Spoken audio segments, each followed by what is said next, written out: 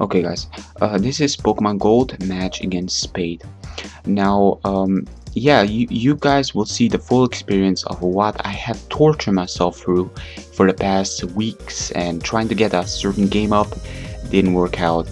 Like, it was fun, but it kind of gets repetitive and annoying, and I tell you, it's ridiculous. But anyways, I steal Spade's side of the video as well, just so he can see what's been happening on my side, you know, and get the full experience as well. And I'm pretty sure he doesn't have nothing against this. I mean, you guys must see this. You guys must see how ridiculous, how retarded stuff can get when you're trying to connect with TGB emulator and NetPlay. So I decided to lead off with Alex, and by the way, Spade is on the right, I'm on the left. Yes, simple as that. He decides to lead off with Fortress. I'm gonna go straight for a Fire Punch, like thinking, well, maybe Spade forgot, maybe just for a second, you know, this is like first move we're gonna do, may as well just go for it.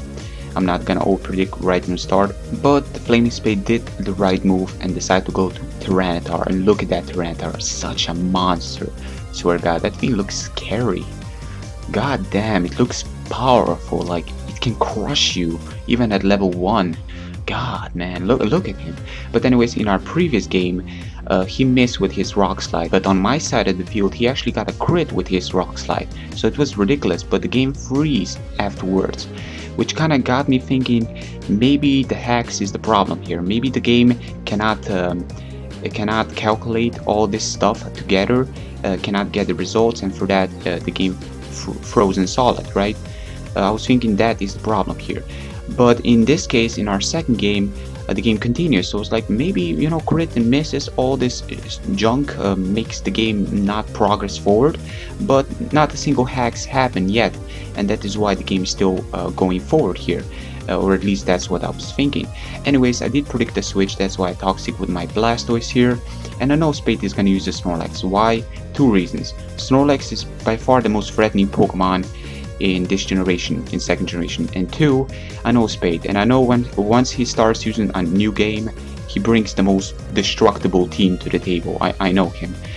He's been using Geroda and Cloyster against me once he started with Black and White, and I know there is no reason he's not gonna use a Snorlax. Plus, you know, Snorlax, he kind of likes a Snorlax. So I do have Curse. He's got Curse.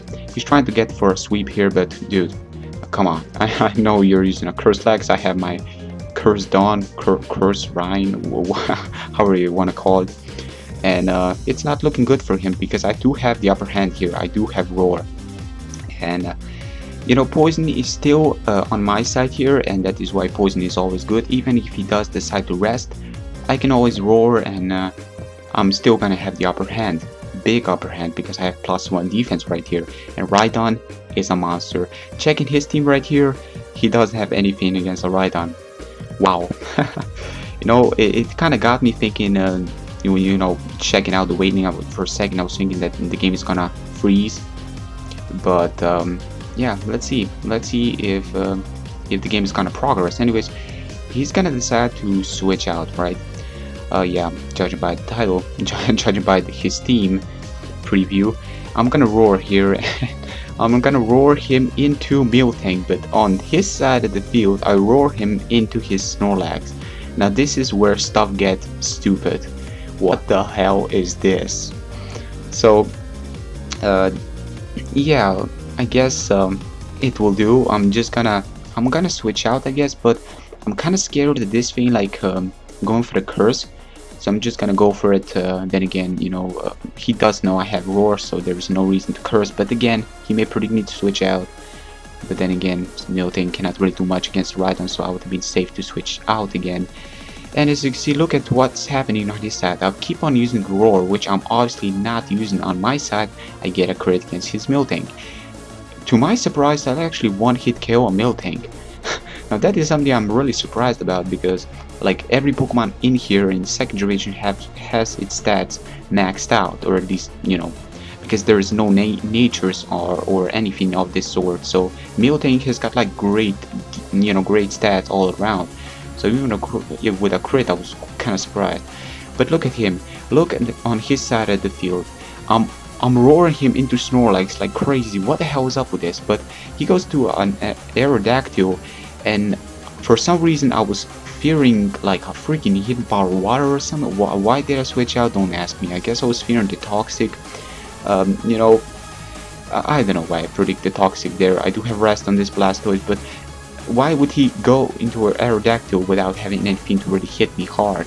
So that is why I predict something like that. But I poisoned him. For in his side of the field, he actually poisoned my Rhydon, right? And I keep on roaring, which I obviously would have not been doing. I mean, I freaking Moltres, for God's sake. Like, you know, if I roar into Moltres, my next move is obviously going to be Rock Slide, because you do see, you have seen my Rhydon back in action, and you did see me having Rock Slide on it. So I'm just gonna Ice Beam here, Aerodactyl. He's keep on using the same move. He's gonna miss with Fire Blast on his side of the field.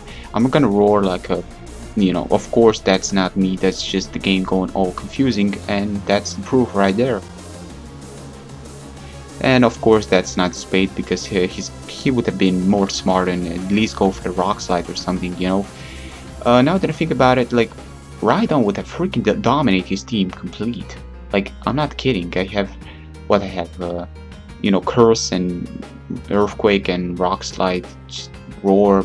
Yeah, this poke would have dominated his team. But as stuff are looking right now, this will never happen, because stuff are just going, you know, are just going separate ways, and stuff are just retarded. I have this guy with Solar Beam. This is quite funny. I believe I have Arcanine with Sunny Day, and Solar Beam of course with Executor. Now the thing you don't know, once Sunny Day is up, Executor is a threat, because Moonlight, once Sunny Day is up, Moonlight gets full HP recovery, so it doesn't get 75%, it just gets 100, and that is so broken when you think about it. And Executor does have the bulk.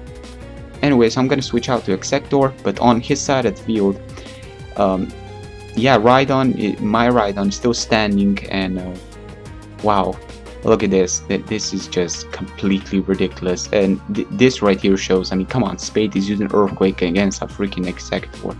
That is just not right. And I'm using Roar against a freaking Fortress. That is just completely ridiculous. Plus I'm poisoned, so why would I use Roar? You know, may as well just do some damage.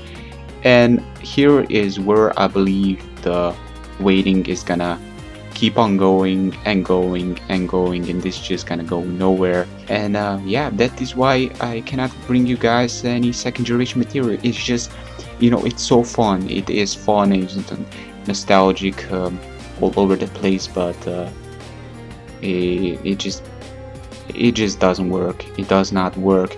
Now there is one path we can take, but that path really isn't great at all. We can screen share, and I can use two emulators, or at least two screens, the opponent's team and my team. The opponent, through Skype, he can tell me which move to pick, but the bad side to this is I can see his whole team, plus I can see his whole moveset, because I'm playing, and you know, he gives me the moves and I play by his moves.